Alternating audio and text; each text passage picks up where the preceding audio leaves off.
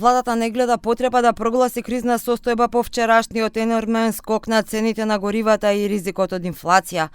И покрај апелите на експертите и бизнис заедницата дека треба веднаш да се реагира со мерки, премиерот Христијан Мицкоски вели во моментот не гледаме потреба од прогласување на кризна состојба. Според него и по вчерашната одлука на регулаторна, со која се покачи цената на дизелот за 14,5 денари и сега изнесува 1,39 евроценти за литар, сепак имаме најниски цени на дизелот и на другите горива во регионот. Да речеме во соседна Албанија е 1,79 евроценти литар, односно околу 30% поскапо е. Исто така во Србија е, да речеме, 1,73 евроценти, што е отприлика некаде околу 25% поскапо од тоа што е во Македонија.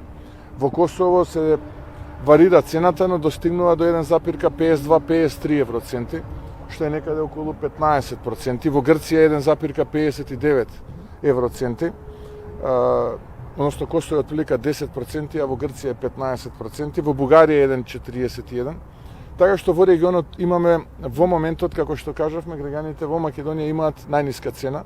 Кажа дека утре ќе се сретне со дистрибутерите и ланците на маркети и ќе побара од нив да не се користи ситуацијата за веднаш да се зголемат цените. Вели Комисијата за заштита на конкуренцијата и пазарните инспектори се на терен, а инфлацијата е стабилна. Имаме најниска инфлација во регионот. Инфлацијата се спушти под 3%, односно е 2,9% и е повторно најниска во регионот, би рекол една од најниските, ако се има предвид дека Грција е 3%, Бугарија е 3,5%, Косово, да речеме, во јануари за февруари нема податок е 5,8%, Хрватска исто така веќе отиде над 3,8%, Словачка е 4%, Романија е 9, нешто. Мицкоски очекува годинава инфлацијата да се движи меѓу 2 и 3% и е задоволен од тоа што направила за стабилизација на базичната инфлација.